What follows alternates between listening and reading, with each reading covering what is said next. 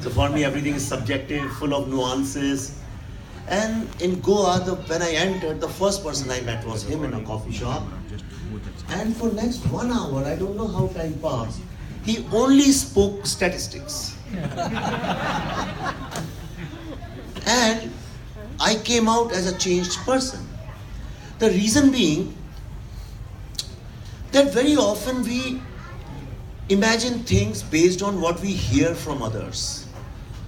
We form, you see, you start a day, the minute you start your day, you have good morning messages. So you have 1,000 kinds of inspirations going on. And then you go out, you see all kinds of advertisements, news, all kinds of headlines, car advertisements, hotel advertisements, vacation advertisements. You go to your office, so many people say so many things. We do not realize when we actually become victims of a lot of misinformation. If given a choice, if tomorrow there is a machine which says, okay, you touch this machine, all your biases will go, I promise you, almost every citizen on this earth will do that. Nobody wants to be biased, nobody wants to be prejudiced. Nobody likes to hate anyone. Nobody likes violence. It's true, nobody is born violent. Everybody in this world is born creative. If you look at any child, I'm sure there's one child screaming there. Okay, you leave any child in a mall, in a bus stop, in a jungle, in dark room, leave him anywhere, within 5 minutes he will invent a new game. He will start imagining characters, he will create a world of his own. And that world won't be violent if he doesn't watch all these TV comics and the cartoon channels.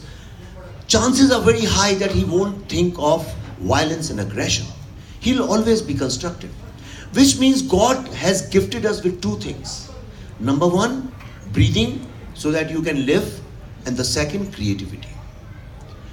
But because of lot of information which is coming, and no school teaches us how to filter these informations, if you look in your life, there are only two things which are important: how to live and how to love. And no education system in this world teaches you that. And therefore our minds, we get conditioned to become non-creative.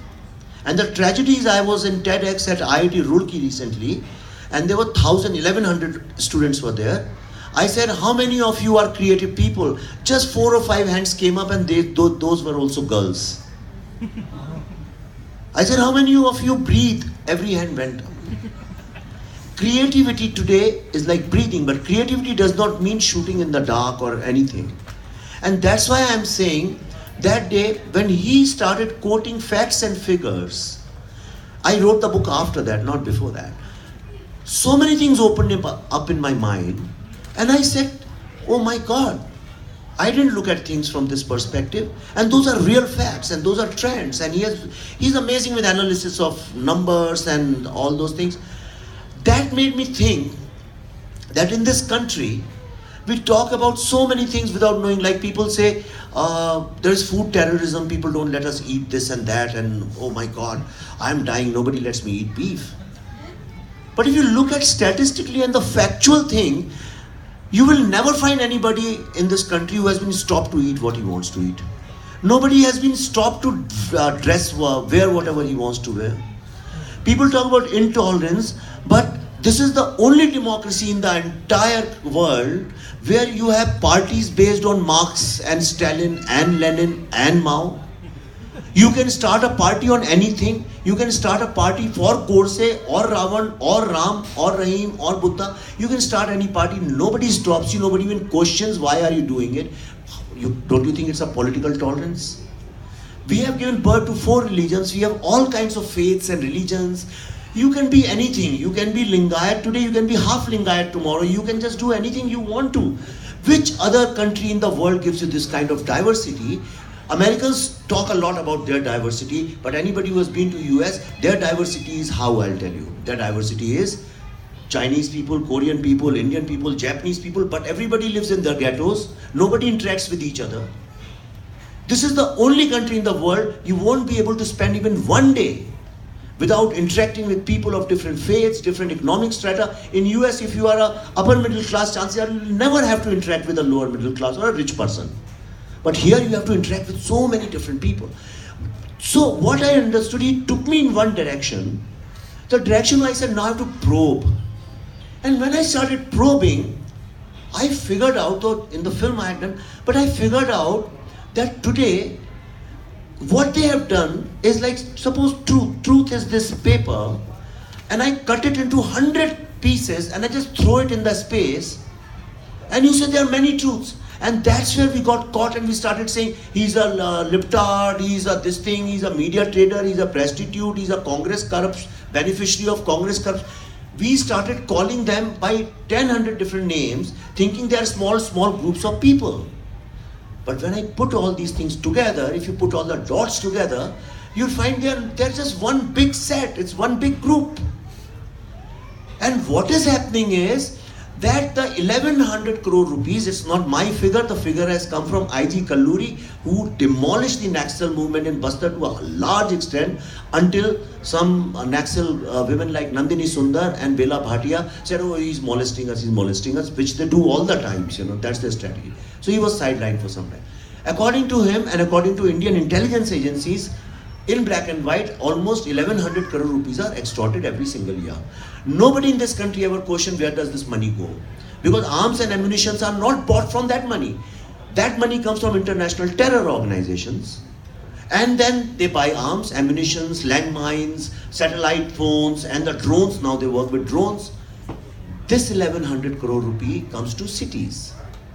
And in cities, all your legal activism, Dalit politics, student politics, all kinds of nuisance which they create is funded with this. Because nobody asks, I'm surprised what kind of indifferent citizens we have become. We say we are tax-paying people, why there is no red light, but you never ask that my children's future is in danger. How is it possible for people, if you have ever gone to court, you know how much it costs. If you go to Supreme Court, it costs a bomb, and especially if you have to open the Supreme Court at midnight, it costs a lot of money. Who funds it? Who funds it? Who has been funding? Since it's a Bengaluru, that's why I'm not getting into rhetorics, politics and all that. I'm talking straight because you guys are objective people. Ask who's funding it. Now somebody talks about Dalit politics, understand, Dalit issue is different, Dalit politics is different. Being secular is different, politics of secularism is different. Learn to differentiate. Every journalist is not a bad guy. There must be lots of journalists. I keep meeting these young boys and girls working in heat, in deserts, in very tough conditions, and they are all middle class people, hard working. Whatever we know about this world is because of them. You should be able to differentiate that the media traders are media traders and journalists are journalists. What we do is we just do umbrella quoting. We say everybody is bad. No, that's not right. So I don't want anybody to understand that anybody who's against my views is an urban Naxal. Urban Naxal is a person who's being funded by the blood money, directly or indirectly, the extortion money from Bastar, directly or indirectly. Directly you can point out 5 people got arrested after the book came. And 3-4 more I am behind them. Trust me, very soon they will be also behind the bars. All these people, after these 5 people got arrested, there is one NGO. There is one lady in Jagdalpur in Bastar area. They run an NGO. That NGO for so many years has done, and their job is basically to recruit youth and downtrodden and upliftment of poor. The only thing her NGO has done in last 5 years to file petitions against all the terrorists and the Naxals who go behind the bars. Right? Which person is going to do that?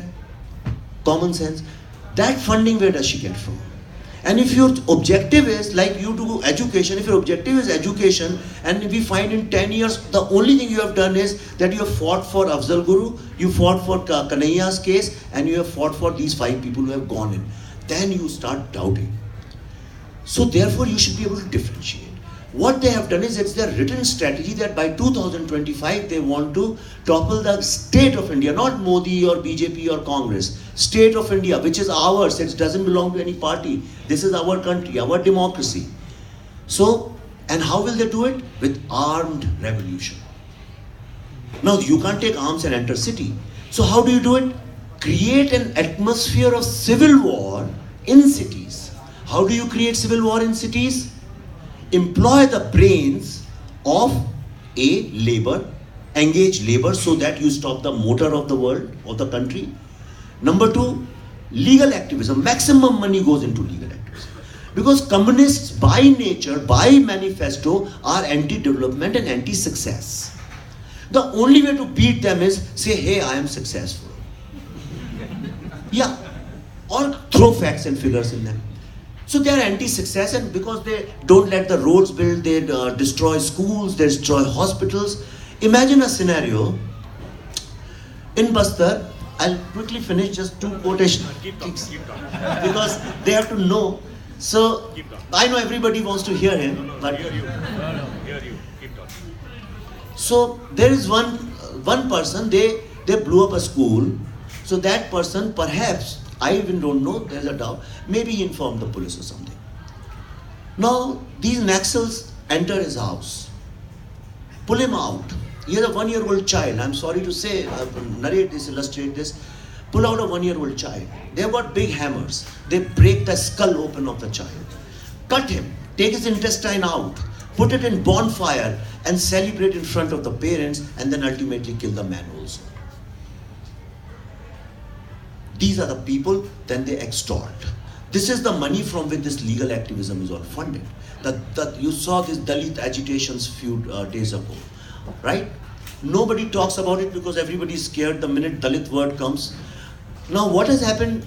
Who has been funding it tomorrow? That child is sitting here. For him, if you have to organize a birthday party, for a child, he must be 3-4 years old. You will need some organization, some networking, some phone calls, some infrastructure, and some amount of money.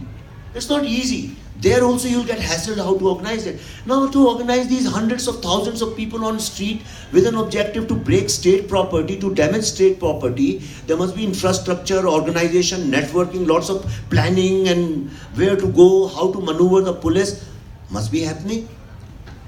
Who's funding it? Go to funding. See everything, let me tell you one thing, the backbone of all these things is funding. Unfortunately, we never question. We think that there are some intellectuals talking, because they talk in English and they talk about complex jargon. So we think some intellectuals are talking about something which we don't know, which is not true. So this is your responsibility. It's your duty to question them, right? Because of two reasons only before I finish. One, because Hindu civilization is one of the only surviving civilizations in the world. Chinese civilization is surviving, but it's a closed country, it's not a democracy. African civilization over, Roman over, Greek over, all the civilizations are over because of colonization or Islamic invasion or communist invasion. We are the only society in the entire world, in the entire history of humanity, where we were for 1200 years. For 1200 years, we were ruled by Islamic invasion plus Christian colonization. Wherever colonizers went, when they went to Africa, within 2 hours, countries turned into Christian. The entire countries, entire societies. If you look at the world today, wherever colonization happened, they have become Christian countries. No native culture or native intelligence left anymore. Wherever the Islamic invasion went, all those countries converted into Islamic. From free countries, they become closed countries.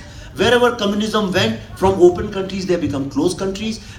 We were ruled for 1200 years, unprecedented. No other country was ruled for so long.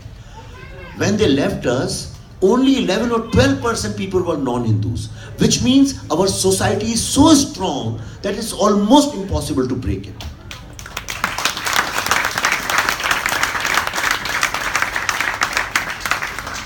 Since 15th August 1947, since then, this country's culture, art, literature, and the mainstream narrative, the main discourse has been controlled by the communists, the leftists.